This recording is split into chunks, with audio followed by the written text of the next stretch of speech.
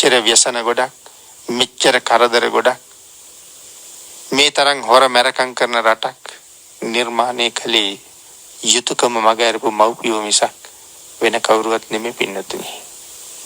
හොඳට උගන්වන්න කියලා භාග්‍යතුන් වහන්සේ දේශනා කළ එක තුන්වෙනි කාරණාව. වැසිකිළිය කැසිකිළිය පාවිච්චි කරන එක පවා උගන්වන්න ඕනේ පොඩි කාලේ අම්මා තාත්තා. මනුස්ස ධර්මයට ශ්‍රේෂ්ඨ මනුස්සත්වයට කොයිතරම් නිගාවක්ද වැසිකිළිය පාවිච්චි කරලා පිරිසිදු කරලා යන්න කියලා බෝඩ් එකක් ලියන්න වෙලා තියෙනවා දොරක. සත්තුන්ටද ලියලා තියෙන්නේ. නමුත් මනසින් උසස්ම සත්වයා මිනිසාය කියලා කියන්නේ. තිරිසන් ලෝකෙත් සමහර සත්තු ඉන්නවා යටත් පිරිසෙන් මල පහ කරපුවම වහලවත් යනවා. නමුත් මිනිස්සු ඉන්නවා ඒක පරිහරණය කරලා තව කෙනෙකුටත් අප්‍රසන්නයක් පිළිකුලක් නැතුව එතෙන්ට එන්න ඕනේ කියන හැඟීමටවත් මනස දියුණු නැති නැති මිනිස්සු වන තරම් ඉන්නවා. නමුත් ඒ මනස එතෙන්ට හැදුවේ නැත්තේ යුතුයකම මගහැරපු අම්මයි තාත්තයි. ලාබාල කාලේ ඉගෙනුවා නම් කැසිකිළිය පාවිච්චි කරන්නේ මෙහෙමයි, වැසිකිළිය පාවිච්චි කරන්නේ මෙහෙමයි කියන කාරණාව පින්නතුනි පොදු වැසිකිළියත් බොහොම ප්‍රේමනාපව යන්න පුළුවන් තැනක් වෙයි.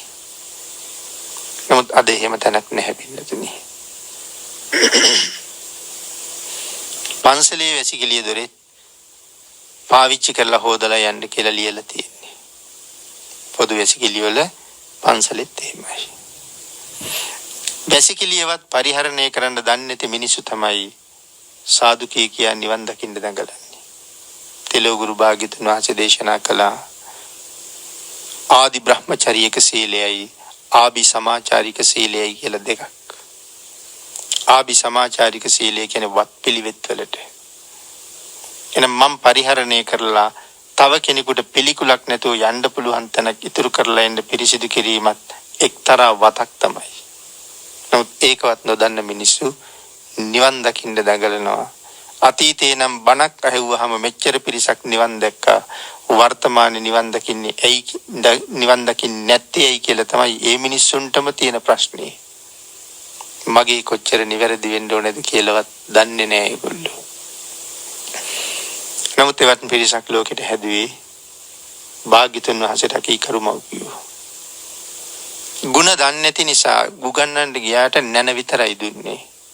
ගුණ දුන්නේ නැහැ නේ පින්නතිනි. සම්පූර්ණ කෙනෙක් හදන්න නම් නැනයි ගුණයි දෙකම දෙන්න ඕනේ.